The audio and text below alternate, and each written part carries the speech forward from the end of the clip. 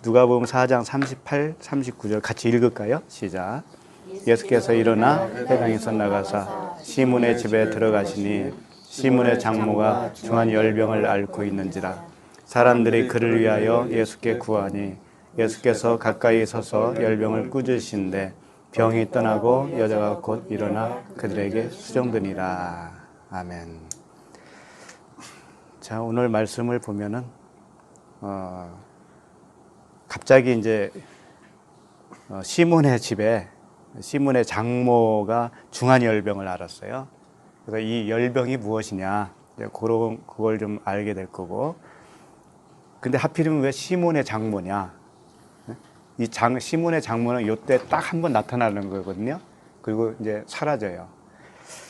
근데 하나님이 의도적으로 이걸 끼워 넣으신 거죠.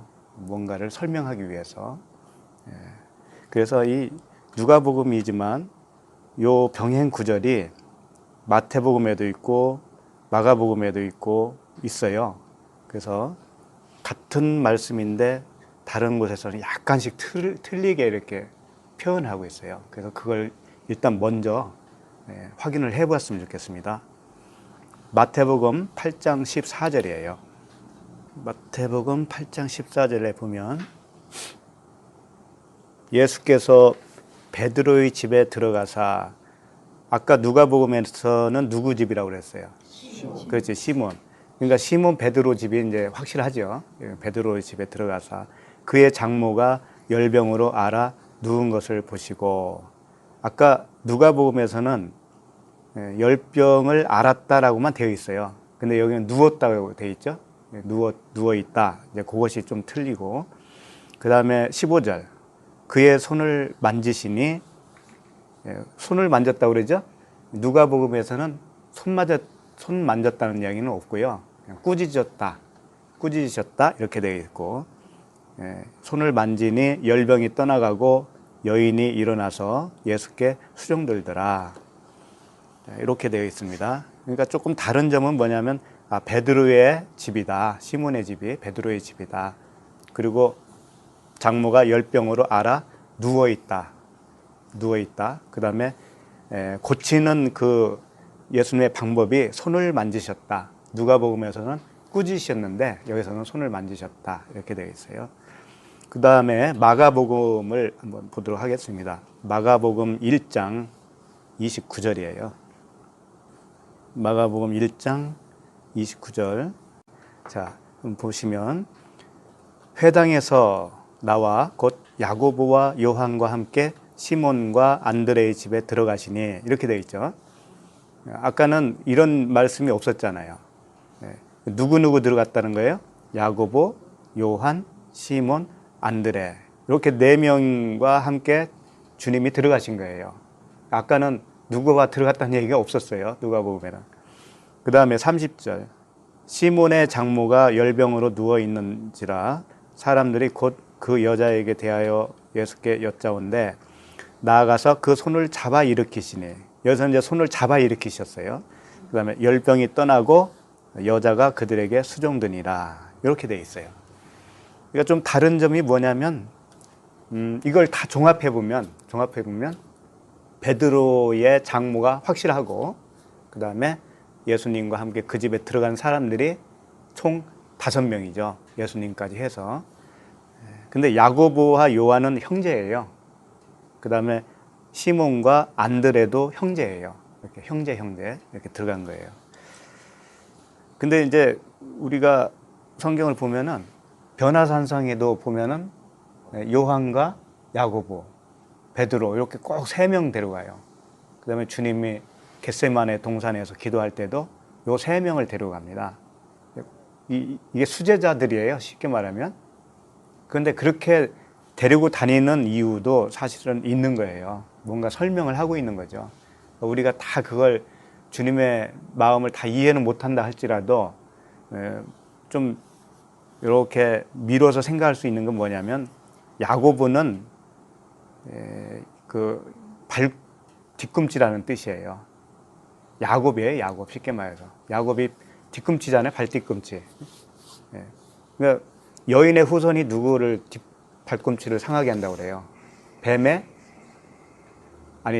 후손이 여인의 후손의 발꿈치를 상하게 할 것이다 라고 했죠. 그러니까 발꿈치는 뭐냐면 우리들이 이 땅에 딛고 사는 발을 딛고 살잖아요. 그러니까 이 땅적 존재를 말하는 거죠. 육신의 생각을 죽어야 된다. 겉사람이 죽어야 된다. 이제 그것을 설명하는 사람을 야곱으로 쓴 것이고, 그렇게 죽고 요한으로 살아나야 된다. 요한은 은혜라는 뜻이거든요. 그러니까 은혜로 살아나는 거예요, 은혜로. 그래서 요한이 나중에 요한복음도 쓰고 요한 1, 2, 3서를 썼어요.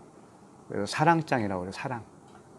요한 1, 2, 3은 사랑이에요, 다. 사랑을 얘기하는 거예요. 그러니까 요한은 야고보가 죽고 요한으로 사랑으로 살아난다. 이런 의미를 가지고 있는 거죠. 그런데 베드로는 반석이지 않습니까? 반석, 그리스도. 그러니까 요한과 베드로는 같은 의미를 가지고 있는 거예요. 결국은 그리스도다. 그런 의미를 가지고 있죠. 그래서 사실은 야고보가 제일 먼저 순교를 합니다. 진짜로. 사도들 중에 제일 먼저 순교를 해요. 자, 뭐 거기까지는 이제 우리가 알 수가 있고, 그러면 열병이 무엇이냐 이거예요. 열병. 그래서 이걸 알기 위해서 레위기서를 한번 봤으면 좋겠어요. 레위기서. 레위기 26장 16절 보면, 내가 이같이 너희에게 행하리니 곧 내가 너희에게 놀라운 재앙을 내려 폐병과 열병으로 눈이 어둡고 생명이 쇠약하게 할 것이요 너희가 파종한 것은 헛되리니 너희의 대적이 그것을 먹을 것이며. 이렇게 돼 있어요. 여기 보면 폐병과 열병이 나오죠.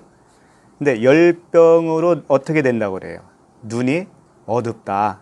그러니까 열병은 눈이 어두운 상태를 말하는 거죠. 영적 눈이 어두워요.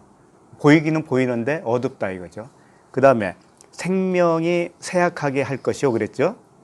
그러니까 생명이 있기는 있는데 생명이 약하다는 거죠. 병들어서. 그러니까 이 열병이라는 건 뭐냐?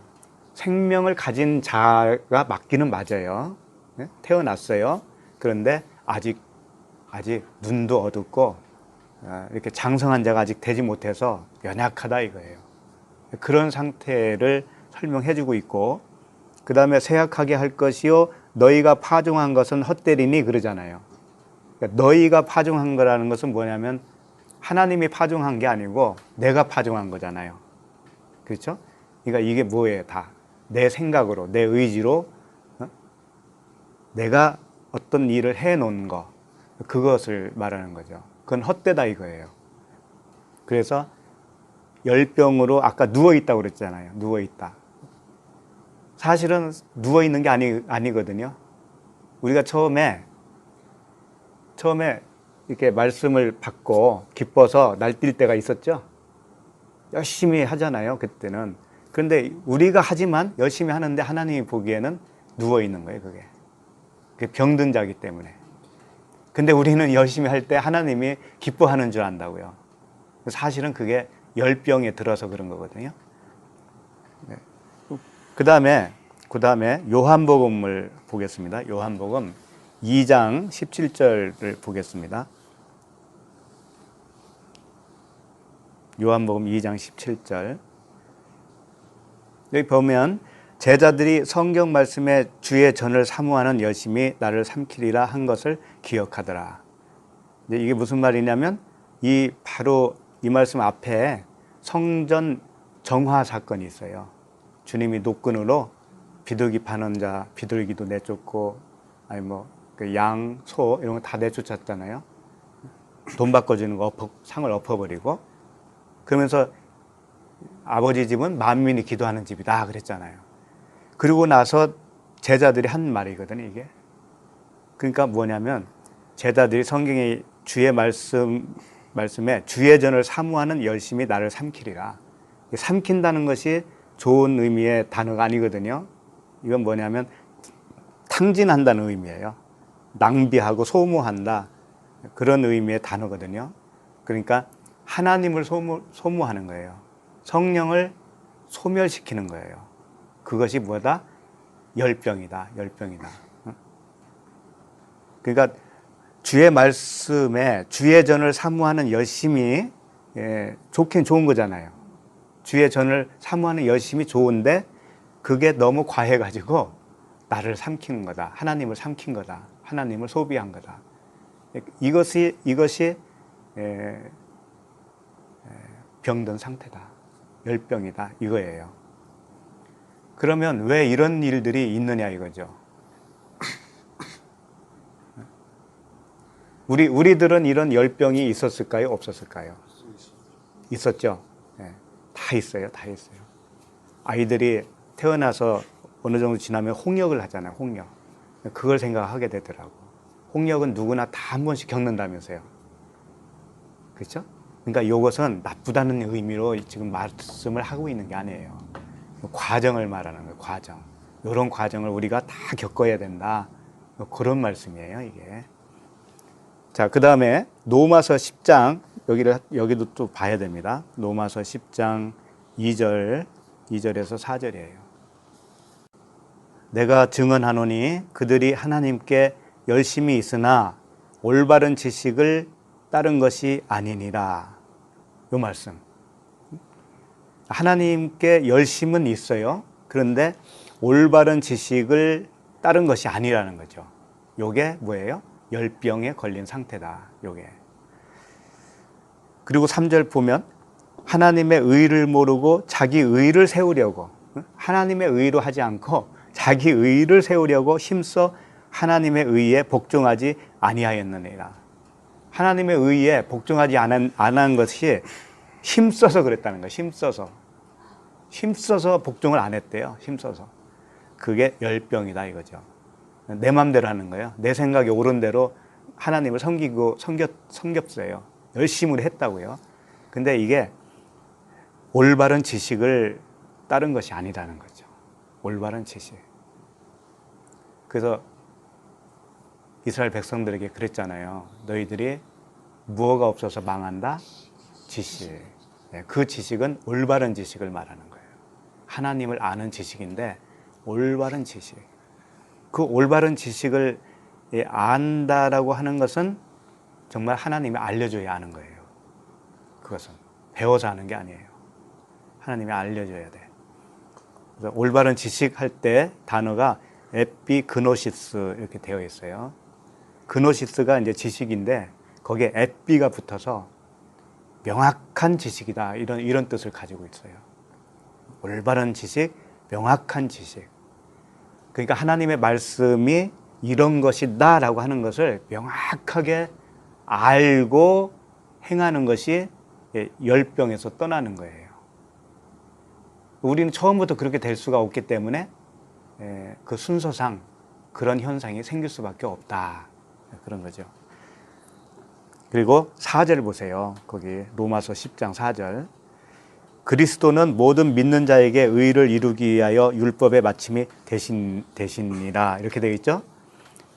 그러니까 열병이 떠나는 것은 율법의 마침이 될 때 드디어 열병이 떨어지는 것이다. 그런 말씀과 똑같아요. 그럼 율법의 마침이 되는 것은 무엇이냐? 주님이 십자가에서 죽으셨잖아요. 그럼 나에게도 나의 옛사람이 십자가에서 죽는 것이 율법의 마침이에요. 그러면 율법의 마침이라고 했을 때 그럼 나의 상태가 뭐냐? 율법의 완성은 뭐라고 그랬어요? 사랑이라고 그랬잖아요. 사랑이라고 했죠. 그러니까 율법의 마침은 내가 사랑이 되어야 율법의 마침이 되는 것이죠. 그 상태로 되는 것이 뭐예요? 열병이 떠나가는 거다. 그렇게 연결해지는 거예요, 이게. 그래서 하나님의 말씀을 우리가 오해를 하고 있으면 반드시 오해한 상태로 행동이 나올 수밖에 없어요. 그럴 거 아니에요. 그러면 그 열병이 걸린 채로 살아가는 거죠. 어떤 사람은 과하게 열심히 하는 사람이 있는가 하면 어떤 사람은 과하게 아무것도 안 해 또. 그게 다 병 걸린 겁니다. 안 하는 것도 병 걸리는 거고 하는 것도 병 걸린 거예요.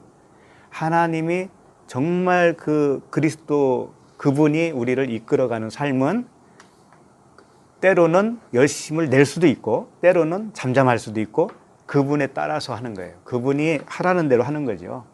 그게 정답이잖아요. 그렇게 되는 거예요.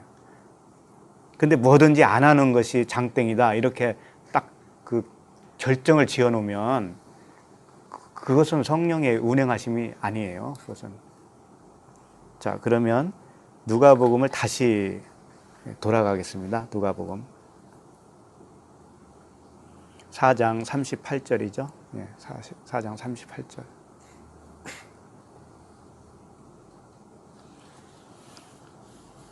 (38절) 보면 예수께서 일어나 회당에서 나가사 시몬의 집에 들어가시니 그렇습니다. 예수께서 일어났다라는 것은 이제 회당, 이 앞에서는 이제 회당에서 가르치셨잖아요. 가르치시고 귀신이 떠나갔지요. 그때는 예수께서 앉아서 하신 거예요. 앉아서. 앉았다라는 건 뭐냐면 심판이죠, 심판. 그러니까 우리가 첫 번째 홍해를 건너는 거, 그러니까 우리가 거듭나는 거, 그 물세례잖아요. 물세례 죽고 살아나는 거잖아요. 그때는 심판을 얘기하는 거예요. 우리는 심판 받아야 이런 새롭게 살아나는 거잖아요. 반드시 첫 번째는 심판이에요. 근데 그 다음 번부터는 이게 이제 두 번째거든요. 시몬의 집에 들어가는 이 사역이 두 번째 사역인데 이때부터는 뭐냐? 이제 말씀으로 세워주는 거예요. 병을, 질병을 고쳐주는 거죠. 그래서 아까도 우리 말씀 많이 나눴지만 형제님이 좋은 말씀 많이 해주셨어요. 그러니까 어린아이가 장성한 분량이까지 자라나는 그 과정이 반드시 있잖아요. 그때 주님이 이렇게도 표현하는 거죠. 자라나는 것을 병을 고쳐야 되는 것이다. 이렇게 표현할 수도 있는 거거든요. 그래서 두 번째 그 사역을 하기 위해서 예수께서 일어나 그러는 거예요. 일어나. 일어나 회당에서 나갔다. 그런데 나갔는데 어디로 가시냐? 시몬의 집에 간다. 집은 성전 개념이에요. 그러니까 회당은 뭐냐면은 온전한 집이 지어지지 않는 상태예요. 가르침을 받는 상태예요. 그때는 회당에서 가르친다고 그러잖아요. 근데 집에 들어가는 건 뭐냐면 전파가 되는 거예요. 전도. 그것이야말로 전도거든요. 우리 심령에 새겨지는 것이 전도예요. 그걸 이제 두 단계로 하시는 거죠. 그래서 시몬의 회당에서 나가사, 근데 나갈 때 일어나서 나가시는 거예요. 그러면 이제 섬기겠다 이거예요. 주님이 섬기겠다. 일어나서 가서 섬기는 거예요. 시몬의 집에 들어가시니 시몬의 장모가 중한 열병을 앓고 있는지라 사람들이 그를 위하여 예수께 구하니. 자, 그러면 여기서 중요한 게 뭐냐면 장모, 시몬의 장모, 베드로의 장모가 무슨 의미가 있느냐 이거죠. 베드로의 장모. 어떻게 생각하세요? 왜 장모가 저 사인의 집에 와서 사는지 모르겠어.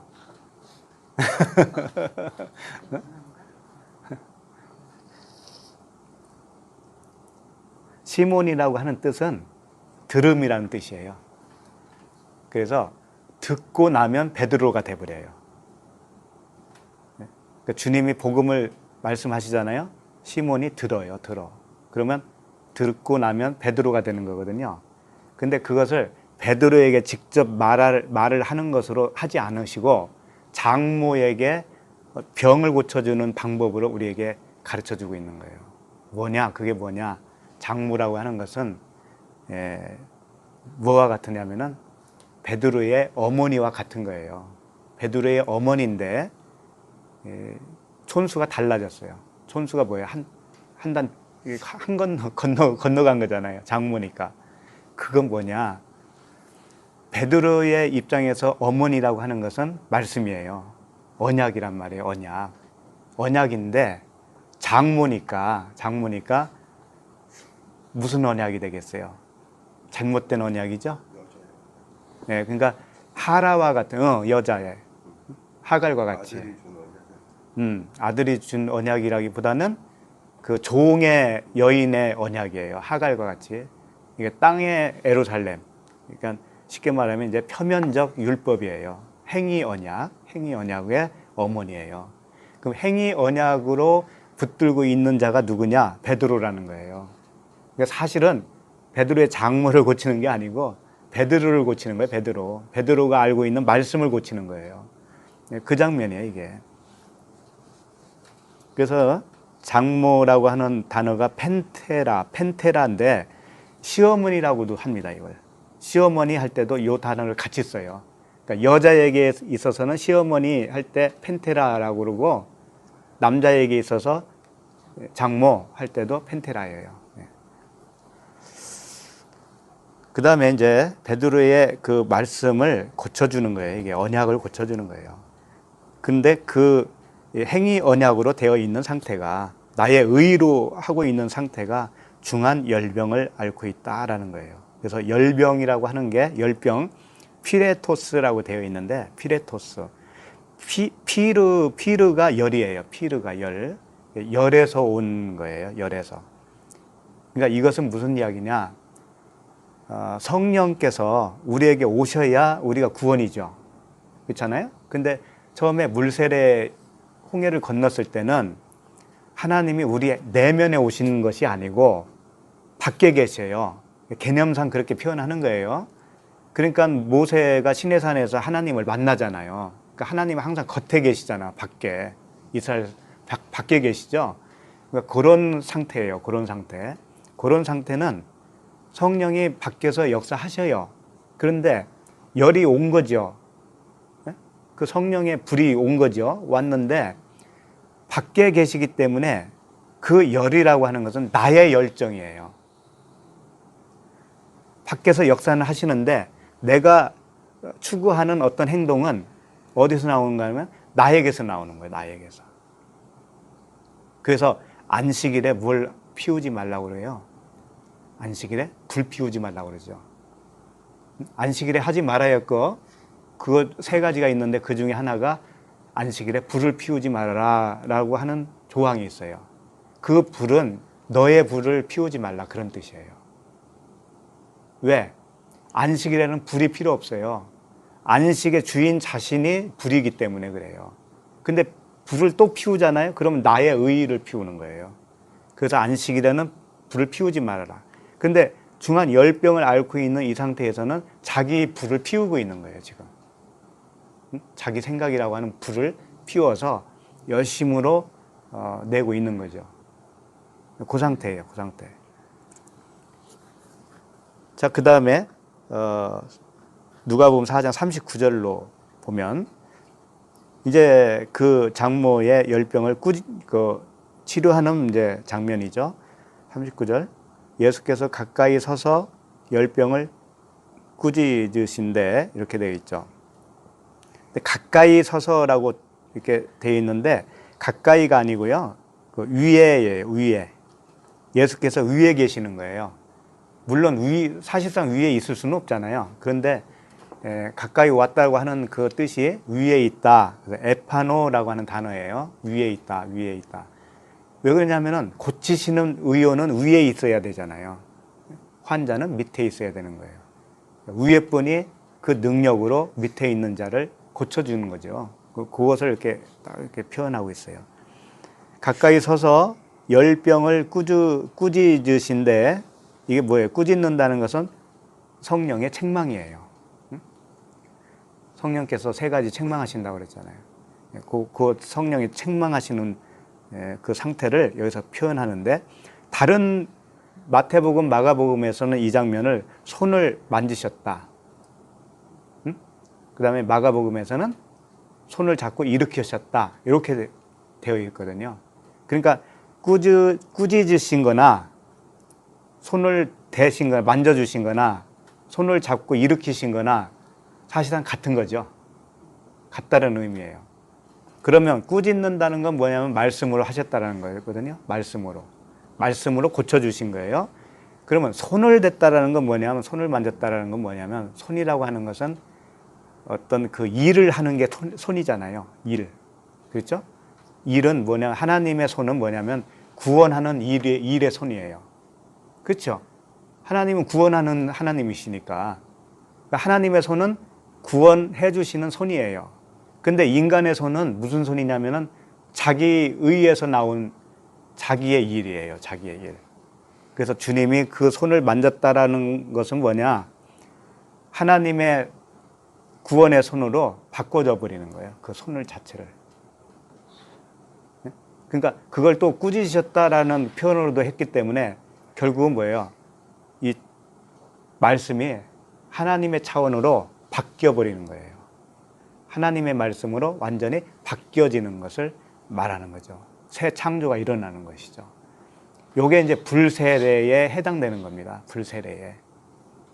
우리가 광야의 삶을 살 때 반드시 이 질병을 고치고 말씀을 고치고 우리의 생각을 부인시켜버리는 그런 기간이 광야의 삶이에요. 반드시 이것이 있다, 필요하다라는 겁니다. 필요해요, 진짜. 그래서 이제 이렇게 되면 어떻게 되느냐? 꾸짖으시니까 병이 떠나고 여자가 곧 일어나 그러잖아요.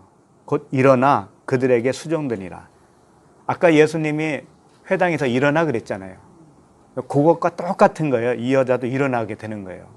처음엔 누워 있었는데 질병이 떠나고 나니까 일어나는 거예요. 이게 위로 섰다 그런 뜻이거든요. 하늘로 섰다 이런 뜻이에요.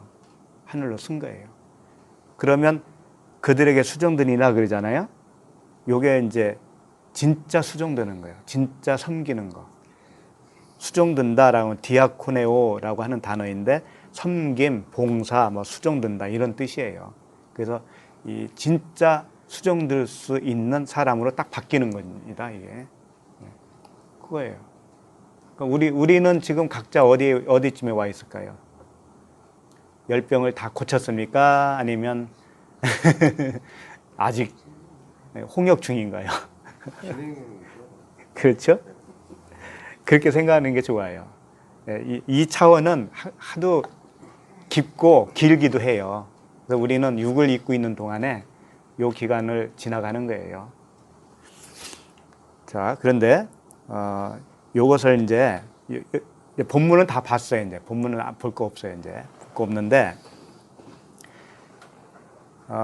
주님이 회당에서 먼저 가르치시고 귀신을 내쫓고 두 번째로 뭘 하셨냐면 열병을 고쳐주셨습니다.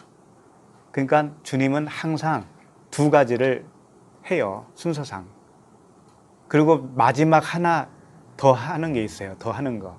마지막이 뭔지 알아요? 본인이 십자가에서 죽으시는 거예요. 거기까지 세 단계거든요. 근데 그렇게 되기까지는 우리가 처음에 귀신 들린 자예요. 그 다음에 두 번째로 병을 앓고 있는 자였어요. 그러다가 십자가에서 진짜 죽는 거예요, 이제. 그러면 그게 안식이에요. 그렇게 되어야 되는 거죠. 그래서 이것을 주님이 어떻게 표현도 하냐면 표적으로도 표현을 합니다. 표적. 첫 번째 표적, 두 번째 표적, 이렇게 표적으로 표현을 했어요. 그래서 요한복음 2장 11절을 한번 보시면 그런 내용이 나와 있습니다.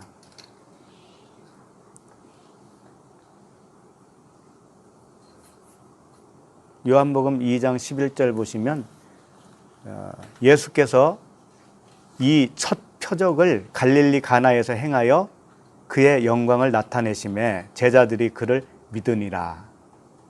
요게 이제 첫 번째 표적이라는 거예요. 요한복음 2장 11절. 그러면 이 표적이 어떤 표적이었죠? 아니 여기서 이 문맥상으로. 가나안의 혼인잔치. 그렇죠. 물로 포도주. 그렇죠. 예, 물포도주. 그게 뭐냐면 첫 번째 표적인데 그 표적은 율법이라고 하는 포도주가 물로 포도주를 만들어 버렸잖아요. 그러니까 이게 새로 태어남이에요. 우리의 생명이 바뀌어진 걸 얘기하는 거예요. 바뀌어졌는데 그걸로는 안 된다 이거예요. 질병이 걸려 있다는 거죠. 그 정도까지는 안 되고 태어났지만 아직 그대로 육신의 정력이 있다 이거예요. 그래서 그거 작업을 제거하는 작업이 뭐냐? 두 번째 표적이라는 거죠. 그 두 번째 표적을 요한복음 4장에서 같은 요한복음 4장에서 몇 절에 있냐면 54절에 있어요. 54절 요한복음 4장 54절에 보면 이것은 예수께서 유대에서 갈릴리로 오신 후에 행하신 두 번째 표적이니라. 예? 두 번째 표적이라고 그랬죠? 그러면 이것은이라고 그랬는데 이 표적이 뭐냐 이거예요. 그게 46절부터 나와 있는 이야기예요. 그 위로 올라가면 돼요. 46절부터. 이게 무슨 이야기냐면 어떤 왕의 아들이 병에 걸렸다라는 거죠. 그걸 치료하는 그 표적을 얘기하는 거예요. 그래서 46절부터 보시면 예수께서 다시 갈릴리 가나에 이르시니 그랬죠. 아까 첫 번째 표적을 행한 데가 어디예요? 가나안이잖아요. 가나잖아요. 그런데 이 두 번째 표적도 가나에 온 거예요. 그러니까 한 곳을 항상 두 번을 가. 가버나움도 두 번 간다고 했잖아요. 그런 거란 말이에요. 그러니까 하나님이 우리도 두 번을 뭔가를 행하시는 거예요. 우리 안에서. 기간은 다 각자가 틀리지만 그게 있다는 거죠. 갈릴리 가나에 이르시니 전에 물로 포도주를 만드신 곳이라. 그 똑같은 곳에서 똑같은 표적을 한 번 더 하는 거예요. 그런데 이 두 번째 표적은 다른 표적이죠. 이제 고치는 표적이죠. 고치는 표적. 왕의 신하가 있어 그의 아들이 가버나움에 병들었더니 그가 예수께서 유대로부터 갈릴리로 오셨다는 것을 듣고 가서 청하되 내려오셔서 그랬죠. 여기서 보면 유대로부터 갈릴리로 오셨다라는 것을 듣고 청하였어요. 이 의미가 뭘까요? 예수님이 유대로부터 갈릴리로 오셨다라는 것을 듣고 그때 내 아들을 고쳐주세요. 이렇게 청했다라는 거죠. 그게 뭐냐면 유대로부터 갈릴리로 왔다는 건 뭐냐면 유대에서는 첫 번째 살려내는 걸 말하는 거예요. 예? 그러면 갈릴리로 나왔다는 건 뭐냐면 유대에서 첫 번째 살리면 그 사람은 어떤 상태가 되냐면 갈릴리 사람이 돼버려요. 이방인 돼버려요. 쉽게 말해서 이방인이다 이거 이방인. 예? 그러니까 예수님이 유대에서 어떤 일을 한번 행하시고 그러면 갈릴리로 오게 되어 있어요. 그렇게 표현하는 거예요. 이게 가나라고 하는 곳에 두 번 들어갔다라는 것을 유대에서 갈릴리를 오셨다라고 또 표현을 이렇게 바꿔서 하는 거예요. 의미는 같은 거죠. 다 이해가 가시죠. 그 갈릴리로 오셨다는 것을 듣고 청하여 내려오셔서 내 아들의 병을 고쳐 주소서 하니 그가 거의 죽게 되었음이니라. 아들이 죽게 되었다. 48절. 예수께서 이르시되 너희는 표적과 기사를 보지 못하면 도무지 믿지 아니하리라. 예수님이 뭐라 하셨냐면 너희들은 도대체가 표적과 기사를 못 보면 나를 못 믿는구나. 이런 말씀이잖아요. 그러면 우리는 어떻게 되겠어요? 표적을 구하지 말아야 되나요? 어떻게 되나요? 예수님이 그러잖아요. 아니, 너네들은 진짜 표적을 못 보고는 못 믿는구나. 그런 말을 하셨으니까 우리 입장에서는 어떻게 해야 되겠어요? 표적 구하면 안 되는구나. 이렇게 되는 거예요? 그렇게 비슷하죠. 그런데 이 말씀은 이런 거예요. 너희들은 표적 없이는 못 믿으니까 표적 없이는 너희들은 못 믿어. 그러니까 내가 표적을 줄 수밖에 없어. 그런 뜻이에요. 응? 안 그러면 주님이 왜 표적을 계속 일으키셔요? 필요 없는데. 그렇죠? 그러니까 이 말씀이 그 말씀인 거예요. 그 모세 못자국을 보면서 도마가 뭐라고 했어요? 나는 그거 봐야 믿겠다 그랬잖아요. 도마가. 그러니까 주님이 너는 본 거로 믿느냐? 보지 못하는 자가 복되도다 그랬잖아요. 그게 무슨 뜻이냐면 보고 믿어야 된다 이거 처음에는. 표적을 보고 믿을 수밖에 없어. 그런데 나중에는 어떤 상태가 되냐면 안 보고도 믿을 수 있을 때가 올 거야. 그런 뜻이에요. 그럼 그때가 진짜 복이야. 그런 뜻이라고요. 그러니까 우리들도 생각을 해보세요. 예수 믿고 지금 여기까지 왔는데 표적 없이 왔나요? 어떤 표적이든지 간에 우리가 다 보고 왔습니다. 사실은. 그 표적이 없었던 사람이 한 사람도 없어요. 마음에서 일어난 표적이든지 아니면 어떤 기도를 했더니 기도가 기가 막히게 응답이 되었든지 어떤 질병이 고침을 받았든지 그런 게 다 있다니까요. 그래서 어떤 사람들은 표적을 쫓아다니는 사람들이 있어요. 과거에 보면 예를 들면은 막 그 무슨 금리빨로 변하고 이빨이 금리빨로 변하고 또 뭐예요? 금가루가 하늘에서 내려와서 몸에 이렇게 발라지고 그런 거 많이 들어봤어요? 안 들어봤어요? 들어는 봤을 텐데 봤죠? 숱한 그런 표적들이 있지 않습니까? 근데 사실은 그게 다 주님 그리스도께서 주시는 표적이에요. 근데 그 표적만 보고 그 아래에 머물기 때문에 그게 나쁜 거예요. 그 표적 보면은 얼른 깨달았어야 되는 거예요, 사실은. 아, 그 표적이 예수 그리스도에 대한 표적인데, 예를 들면은 썩은 이빨이 금이빨로 변했다라고 하면, 아, 썩은 것은 내 육신의 생각이 이렇게 썩어서 죽어야 금이라고 하는 하나님의 말씀으로 내가 다시 태어나는구나. 이렇게 그리스도로 그 표적을 해석을 했더라면 더 이상 거기에 머물지 않을 텐데 계속 그 표적만 쫓아가요. 그러면 그 사람한테는 그 다음 단계가 없어요. 그 다음 단계가 없다고요. 그렇게 생을 마칠 수 있죠. 그러니까 표적을 볼 때는 그 표적 자체를 보고 믿음을 내가 갖잖아요. 방언을 하게 됨으로 인해서 내가 그 방언을 통해서 표적을 받잖아요. 그러니까 그게 믿음이 돼요, 일단은. 그런데 그 믿음은 초보적인 믿음이다 이거예요. 그래서 로마서 10장에서 이 믿음으로 믿음에 이르게 한다 이런 말씀이 있잖아요. 그 초보적인 믿음, 마중물과 같은 그 믿음, 표적을 보고 생긴 그 믿음으로 믿음에 이르게 된다. 진짜 믿음에 이르게 된다. 이런 말씀이거든요. 그러니까 다 순서가 있어요. 그래서 우리에게는 다 버릴 것이 하나도 없어요. 우리가 지나온 과거들, 아이고, 내가 쓸데없이 소비했네? 절대 아니라고요. 그게 다 필요했다고요. 그래서 표적과 기사를 보면 너희들은 도무지 믿지 아니하니라. 이게 맞아요. 그러면서 신하가 이르되 주여 내 아이가 죽기 전에 내려오소서. 예수께서 이르시되 가라 내 아들이 살아있다 하시니 그 사람이 예수께서 하신 말씀을 믿고 가더니 말씀 믿었잖아요. 주님은 말씀만 하셨죠. 요게 이제 두 번째 단계라는 얘기예요. 이게 믿음으로 믿음에 이르게 하는 그 믿음, 그리스도의 믿음. 내려가는 길에 그 종들이 오다가 만나서 아기가 살아있다 하거늘 그 낳기 시작한 때를 물은즉 어제 7시에 열기가 떨어졌나이다 그러죠. 여기서 열기가 아까 그 열병이라고 하는 단어하고 똑같아요. 피레토스라고 하는 열병이에요. 열병. 그러니까 이 왕의 아들도 역시 열병에 걸렸다라는 거죠. 그럼 왕의 아들이라고 하는 의미가 뭘까요? 왕의 아들. 왕이 신하의 아들. 예, 왕의 신하의 아들인데 신하가 아니에요. 원어로 보면 그냥 왕이에요. 왕. 예, 잘못했어요.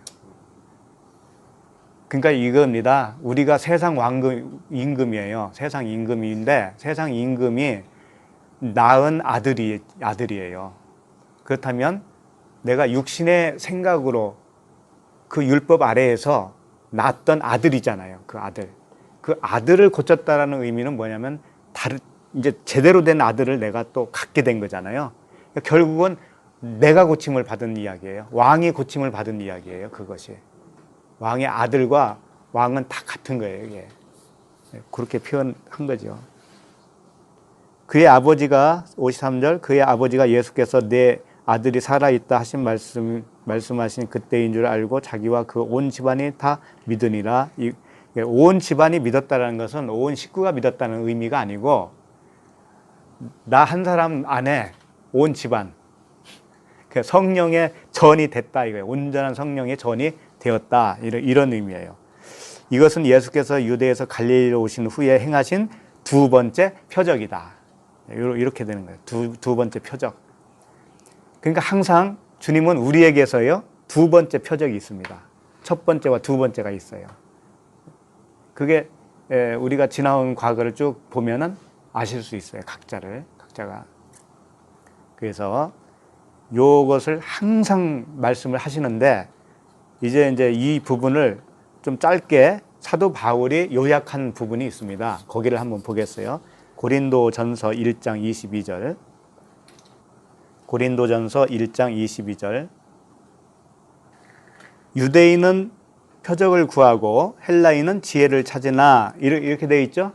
이게 무슨 뜻이냐? 유대인은 그냥 표적만 구하고 헬라인은 무조건 지혜를 구한다, 이런 소리가 되잖아요, 문자는. 그러면 유대인 중에서는 지혜를 구하는 사람이 없을까요? 또 헬라인 중에서는 표적을 구하는 사람이 없을까요? 있을 거 아니에요. 그런데 왜 주님은 꼭 이렇게만 얘기하시냐 이거예요. 그러니까 이것은 유대인은 무조건 다 표적을 구한다는 의미가 아니고, 유대인의 그때, 유대인에 머물러 있는 그때는 표적을 구하는 세대다, 그런 때다 이거예요. 첫 단계다 이거예요. 첫 단계. 그러면 유대인에서 표적을 구해서 믿음이 생겼으면 이제 헬라인이 되는 거예요. 헬라인은 이방인이거든요. 그러니까 유대에서 나온 이방인이 돼버리는 거예요. 그러면 이방인이 되면 무엇을 구한다는 거예요? 지혜를 구해요. 두 번째 단계가 지혜를 구하는 단계예요. 이때는 머리 싸매면서 성경 공부하고 그런다고요. 헬라어 배우고 히브리 배우고 막 그래요. 그래가지고 막 지식이 충만해요. 머리가 엄청 커집니다, 그때는. 그래가지고 남을 막 비방도 하고 자기를 우쭐하게 하고 이래요. 요게 뭐냐면 헬라인 이방인에 있을 때예요. 이때가. 두 번째 표적대가 이렇단 말이에요. 열병에 걸렸을 때, 쉽게 말하면. 그런데 이제 세 번째 단계가 있는 거예요. 세 번째 단계가 뭐냐? 그 다음 절이죠. 우리는 십자가에 못 박힌 그리스도를 전하니, 이렇게 돼 있죠. 그러니까 십자가에 못 박힌 그리스도가 끝이에요. 너희들이 아무리 지식을 추구했는데 결국은 십자가에서 못 박힌 그리스도와 하나가 되지 않으면 꽝이야, 이런 뜻이에요. 쉽게 말하면. 결국은 그 많은 지식과 그 표적이 무엇을 말하는 줄 아냐? 요나의 표적이잖아. 그거예요. 주님은 내가 보일 표적은 딱 요거 하나밖에 없다. 요나의 표적. 십자가의 죽음과 부활이잖아요. 그러니까 그 지혜도 아무리 지혜를 추구해봐야 결국은 십자가의 죽음과 부활이다 이거예요. 여기까지 가야 된다는 거죠. 우리 각자가 우리 안에서 십자가의 죽음과 부활이 일어날 때, 그때가 이제 온전합니다 이거죠. 그거 되기까지는, 그런데 허용을 하셔야, 하나님이 이 과정을 다 허용을 하신다고요. 필요하기 때문에. 그 유대인에게는 거리끼는 것이요. 유대에 있을 때, 표적 세대에 있을 때는 요 십자가에 못 박히신 그리스도를 추구하는 게 아니에요. 그때는 막 보려고 그러는 거예요. 표적을 보려고 그러는 거예요. 봐야 믿지 이러면서 표적을 보는 거예요. 근데 그걸 허락하신다고요. 또 이방인에게는 미련한 것이라는 거죠. 지식을 추구하는 자들에게는 십자가의 죽으심, 못 박히심이 미련하게 보이기 때문에 그것을 안 갑니다. 절대 지식 추구로만 가요. 계속 지식 추구로만 갑니다. 머리만 커져요. 근데 그 사람들의 그 마음 상태는 여전히 못 박힘이 없는 거예요. 십자가에 못 박힘이 없어요.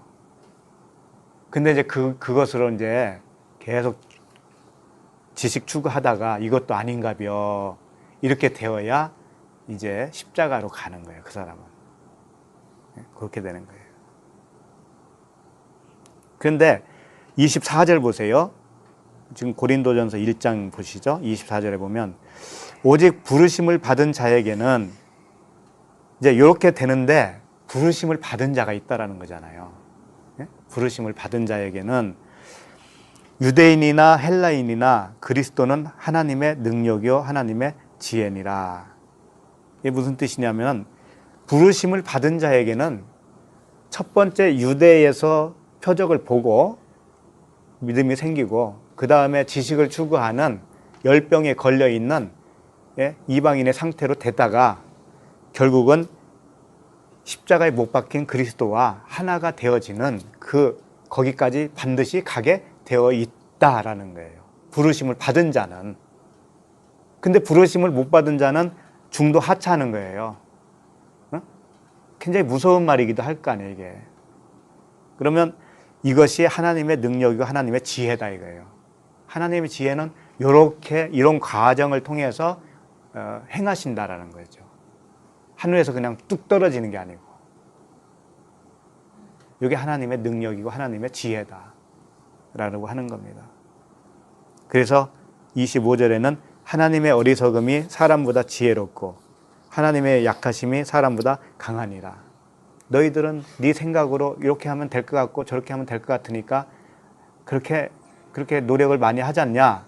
근데 결국은 하나님이 너를 살짝 만지는 것이 네가 몇십 년을 공부한 것보다 훨씬 나은 거야. 그런 뜻이라고요. 몇십 년, 40년, 50년을 배우고 갈고 닦고 돌을 닦았는데 하루아침에 하나님이 살짝 만져주면 그게 더 효과적이다 이거지. 그렇게 되기까지는 하나님이 허용을 하셔요. 왜? 그래야 은혜를 알아먹어요. 은혜가 은혜 되기 위해서는 그렇게 하셔요. 하나님이. 지혜라는 거예요. 하나님의 지혜.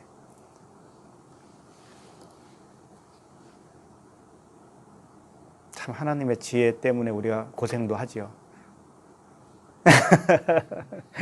그러시는가요? 근데 그게 배려예요. 배려. 하나님의 배려. 우리의 체질을 알기 때문에. 그래서 이제 끝으로 말씀 하나를 보고 막 맺겠는데요. 사도행전 28장으로 가겠습니다. 사도행전 28장. 사도행전 28장은 어떤 이야기냐면은 사도 바울이 이제 로마로 죄수가 되어서 이송되어지는 과정에서 사도행전 27장까지는 이제 막 고생하는 거 나왔죠. 배가 다 파손되고 가까스로 이제 그 섬에 도착해서 목숨을 건진 사건이죠. 거기까지. 그러니까 이것도 어떻게 봐야 되느냐? 그렇게 바다에서 건진받고 풍랑 잃고 거기서 죽을 뻔했잖아요. 요게 예를 들면은 홍해를 건넌 거예요. 애굽에서 홍해를 건넌 사건과 같은 거라고요. 의미가. 그러면 28장부터는 어떤 내용이냐면 이제 홍해를 건너서 광야로 나온 사건이에요. 광야에서 뭐 하냐? 이게 이제 이렇게 되는 거죠. 사도 바울은 여기서 그리스도의 역할을 해요. 그리스도의 역할을 하고 여기 멜리데 섬에 있는 원주민들 있잖아요. 그 원주민들을 구원하는 그런 사건이에요. 원주민들을 하나님이 구원시켜요. 근데 바울이 그리스도와 같은 그 역할로 여기서 어떤 행함이 있다고요. 그것을 잘 봐야 되는 거죠. 자, 그럼 1절부터 28장 1절부터 보시겠습니다. 자, 우리가 구조된 후에 안즉 그 섬은 멜리데라 하더라 이렇게 되어 있어요. 구조된 후 이제 홍해를 건너서 구조가 됐습니다. 그런데 섬에 도착했는데 멜리데라고 하는 뜻은 뭐냐면 멜리가 꿀이라는 의미예요. 멜리가 꿀이에요. 멜리데는 뭐냐면 꿀이 나오는 곳, 꿀이 생산되는 곳 그런 뜻이에요. 그러면 꿀은 뭘까요? 영적 의미가 꿀은 복음을 말하고 있습니다. 그 사자 입에 뭐가 있었어요? 꿀이 있었잖아요. 그 사자는 뭐라고 그랬어요? 그 표면적 율법이라고 그랬잖아요. 그 안에 들어있는 꿀. 그게 이제 율법이 아니고 복음이죠, 복음. 그러니까 멜리데라고 하는 이 섬은 벌써 복음화 시키겠다고 하는 의지로 이름이 이미 주어진 거예요. 자, 그 다음에 2절. 비가 오고 날이 참해 이렇게 되어 있죠. 이건 무슨 뜻이겠어요? 비가 온다는 것은 이제 이 섬에 말씀의 비가 온다 이렇게 봐야 돼요. 말씀의 비가 오는 거. 그러니까 이른 비, 늦은 비 그러잖아요. 그러니까 이 섬에 처음으로 내린 비니까 무슨 비가 되겠어요? 이른 비가 되겠죠? 근데 이른 비 때는 날이 찬 거예요. 이른 비 때는. 왜? 늦은 비까지 와야 되니까. 이른 비는 날이 차다라고 이렇게 표현할 수밖에 없어요. 그래서 불을 피워놓고 그들을 영접했다 이렇게 되어 있죠. 그런데 여기 잘 보면 원주민들이 우리에게 특별한 동정을 하여 그렇게 되어 있죠. 특별한 동정을 하여 불을 피워 우리를 다 영접하더라 이렇게 되어 있죠. 이건 뭐냐?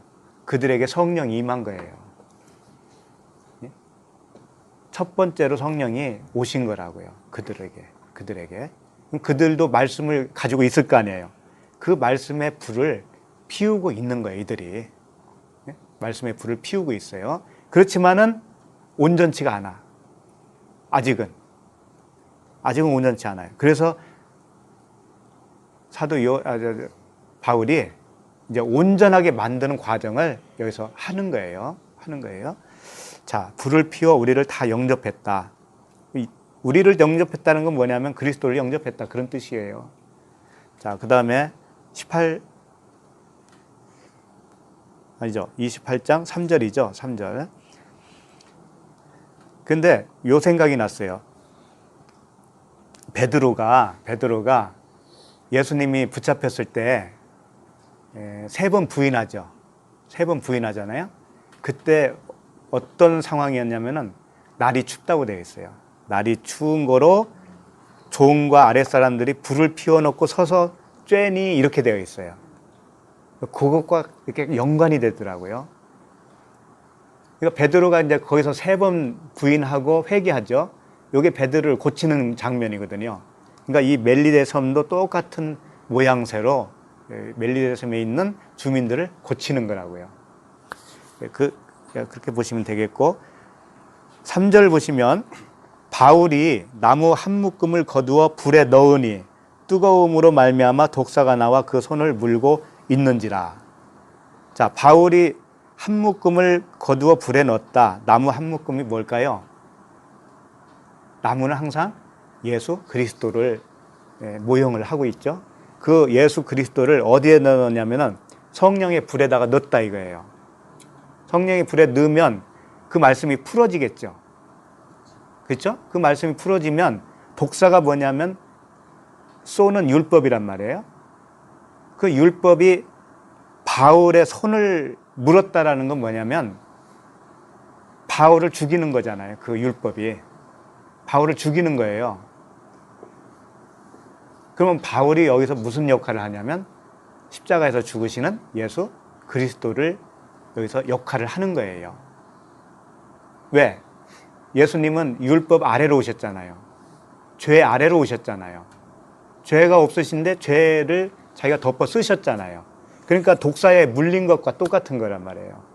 본인이 물리고 본인이 십자가에 달잖아요. 본인을. 그러니까 이건 뭐냐? 덤탱이 쓰는 거잖아요, 다. 그 독사가 뭐예요? 율법이잖아요. 그러니까 광야에서 무슨 뱀이 나와서 그때 불뱀이 나와가지고 사람 물었잖아요.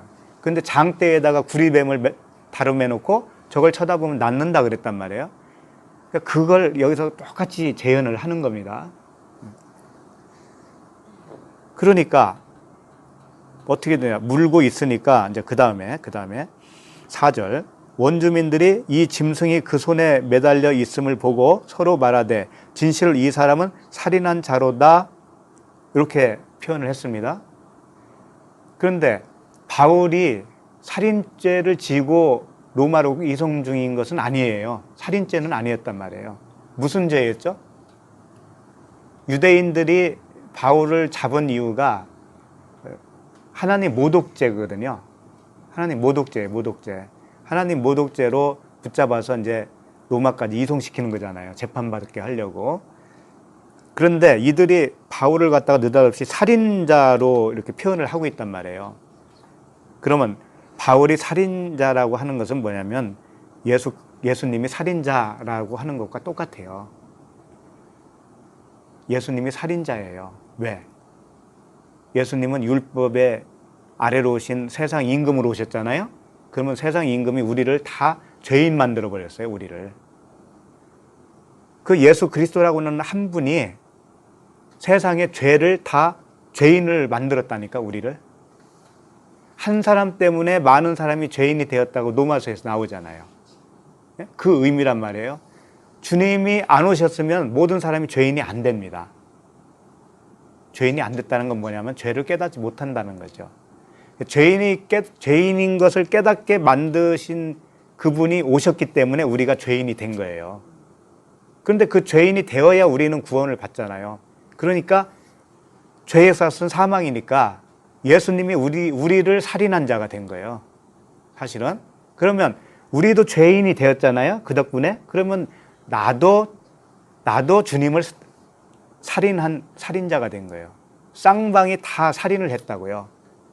그래서 살인자는 어떻게 해야 되는 거예요? 반드시 죽어야 되잖아요. 그러니까 십자가에서 너도 죽고 나도 죽어야 되는 거죠.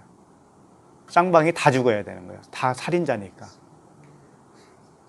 그렇게 되는 거예요.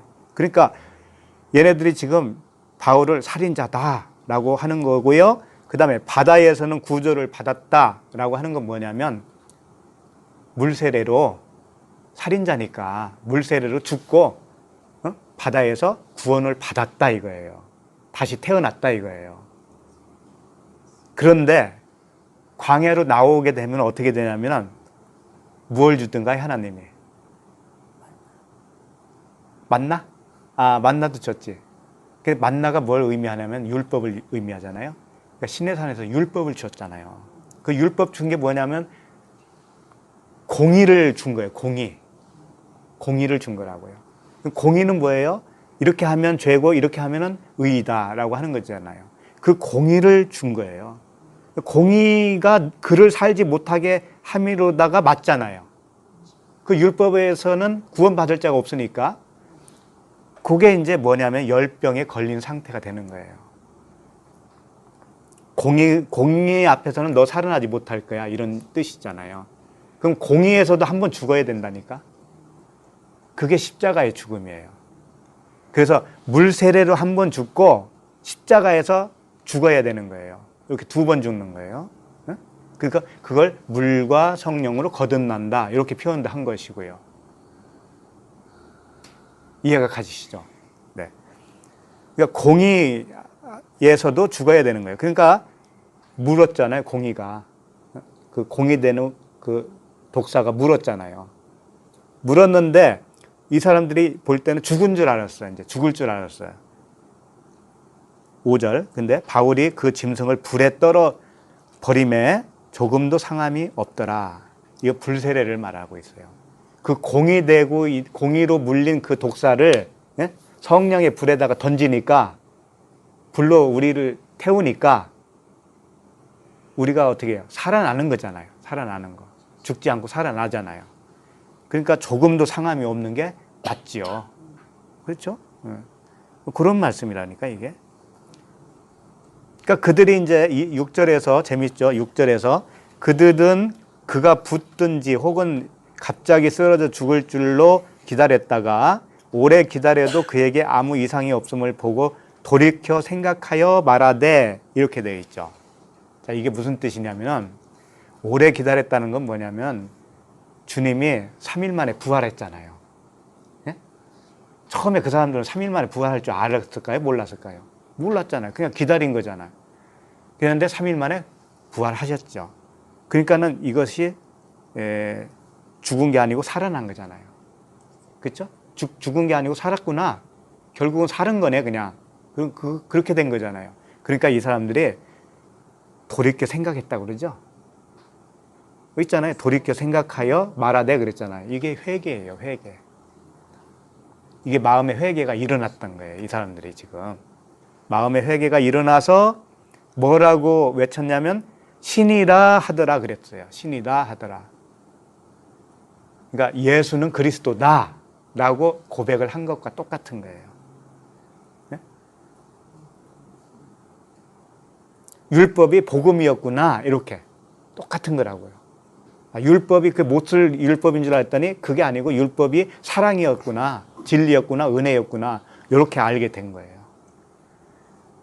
그게 회개예요. 그렇게 되는 것이 회개. 그런데 이제 7절부터는 이 사건을 다시 리바이벌 해줘요.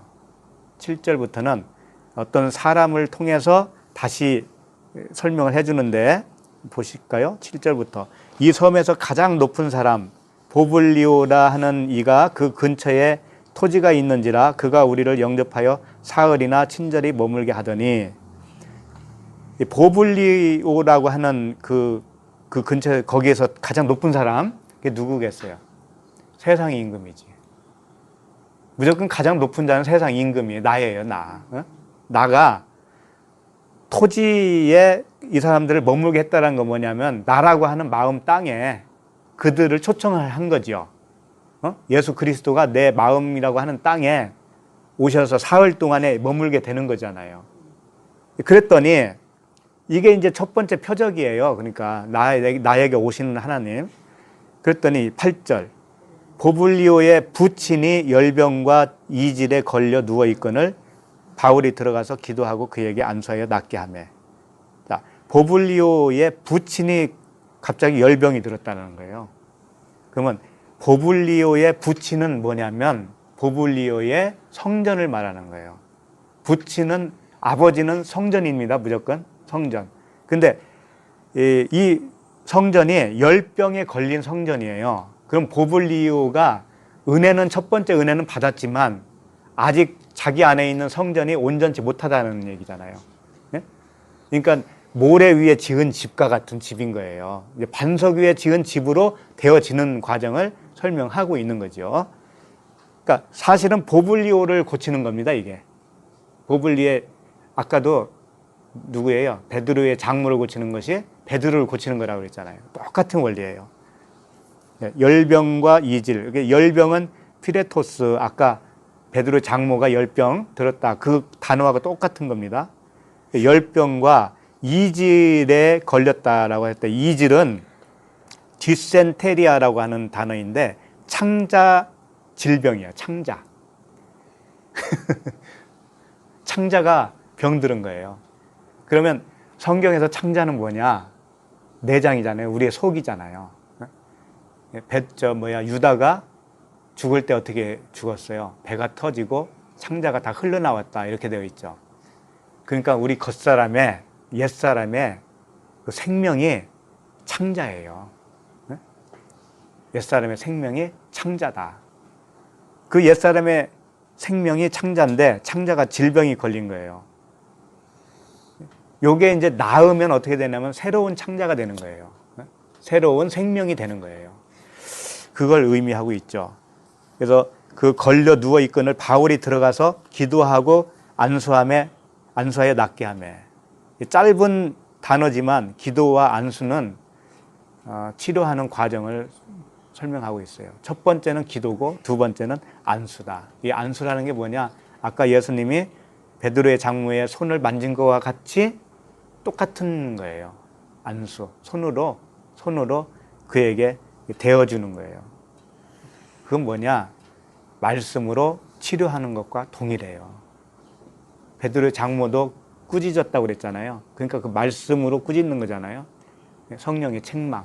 이게 다 말씀으로 하는 거예요. 이게 말씀으로 열병과 이질을 치료한 거예요. 그랬더니 나았다 이거예요. 나았다. 이러므로 섬 가운데 다른 병든 사람들이 와서 고침을 받고 후한 예로 우리를 대접하고 떠날 때에 우리 쓸 것을 배에 실었더라. 여기서 바울이 병을 고쳐줬으니까 그들이 고마워서 배에다가 쓸 것을 실어줬다. 그런 뜻이죠. 그럼 쓸 것이 무엇일까요?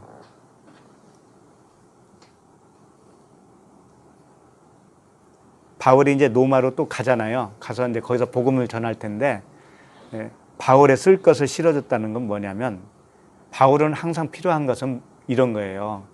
우리가 누구에게 복음을 전하죠? 그러면 그에게서 필요한 게 뭐예요? 그에게서 얻고자 하는 거. 네? 옆사람에게 복음을 전했어. 그러면 얻고자 하는 게 뭐냐고요? 그렇지, 알아듣는 거, 생명 되는 거잖아요. 복음을 알아듣는 거. 그러니까 바울은 그게 쓸 것이에요. 그러니까 바울의 떠나는 그 배에 실어졌다고 하는 거, 필요로 하는 것을 실어졌다고 하는 것은 뭐냐면 이들의 복음을 받아들임이죠. 멜리데 섬 주민들이 바울의 복음을 다 받아들인 것 자체가 바울이 원하는 거란 말이에요. 바울이 원하는 거. 그걸 배에다 실어줬다 이렇게 표현하는 거라고요. 그랬더니 11절에 보시면 석 달 후에 우리가 그 섬에서 겨울을 난 알렉산드리아 배를 타고 떠나니 석 달 후라고 그러잖아요. 석 달 후는 뭐냐면 3이잖아요. 3. 3일은 항상 온전함을 표현하고 있잖아요. 석 달 후라는 것은 온전히 바울이 석 달 동안 뭐 했겠어요, 거기서? 복음을 계속 가르쳐 가지고 그들을 온전케 세워줬을 거 아니에요. 그렇죠? 온전하게 그들이 복음 안에서 이제 진리가 돼버린 거잖아요. 생명을 얻게 된 거잖아요. 그렇게 하고 나서 이제 떠나는 거예요. 떠나는데 그 배의 머리 장식은 디오스 구로라 이렇게 되어 있어요. 배의 머리 장식은 머리는 뭐겠어요? 예수 그리스도죠. 예. 그러니까 디오스 구로라는 뜻이 뭐냐면 원래 제우스 쌍둥이 아들이라고 하는 데에서 나온 말이에요. 쌍둥이인데 이 코라시온이라고 하는 소녀, 처녀라고 하는 단어와 합성어로 이루어졌어요. 이게 무슨 뜻이냐? 처녀는 이런 뜻이잖아요. 바울이 그랬잖아요. 너희를 그리스도에게 무슨 처녀로 중매한다고 그러잖아요. 그렇죠? 너희를 신부, 처녀와 같은 신부로 중매한다 그러잖아요. 그러니까 멜리데 섬 사람들은 신부, 처녀, 그 소녀가 된 거예요. 그들과 쌍둥이 아들이라고 하는 예수 그리스도와 연합을 이루었다. 그렇게 되어 있는 배다라는 뜻이에요. 이 뜻이다. 쉽게 말하면 그리스도와 우리가 연합되었다. 그것이 그 배의 머리 장식이다. 이런 뜻이죠. 그러니까 결국은 뭐예요? 예수 그리스도로 시작해서 예수 그리스도로 막을 내리는 거예요. 이렇게까지 되는 것이 세 번째 표적이에요. 우리가 온전히 주님과 연합되어져서 주님으로 인하여 사라지는 것. 성령의 법으로 사라지는 삶. 내 뜻은 사라지고 아버지의 뜻만 나타나는 그 삶. 그 삶까지 이루는 것이 뭐예요? 세 번째 표적이다. 세 단계다. 그게 3일길이다. 그게 석 달이다. 그런 뜻이에요. 그렇게 되어야 되는 거죠. 우리 모두 버릴 것이 하나도 없어요. 감사함으로 받으면 버릴 것이 하나도 없다고 그랬잖아요. 그러니까 주님이 표적도 보여주시고 우리에게 그 다음에 가르치는 과정, 열병을 고치는 과정, 막 그것은 어떤 표적의 연속일 수도 있어요.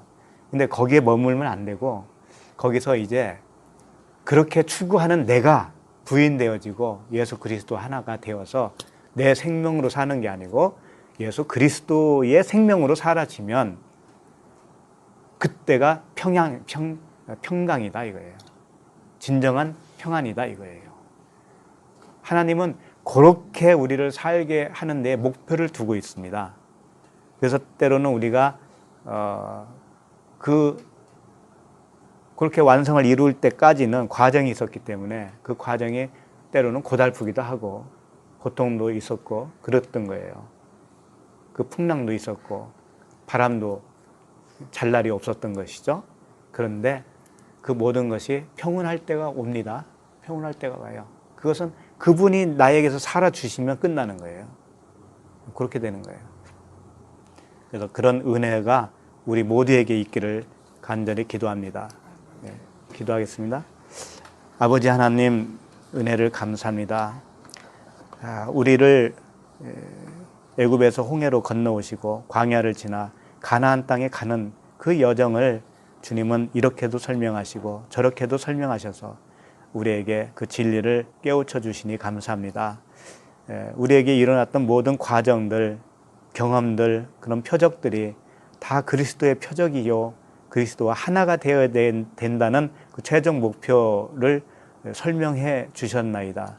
이것들을 다 우리가 귀중히 여기게 하시고 이제 더 귀한 그 아버지와 연합, 그리스도와의 연합이 우리 안에서 일어나시고 주님의 생명으로만 사라지는 우리 모두가 되게 하여 주시옵소서. 예수 그리스도의 이름으로 기도합니다.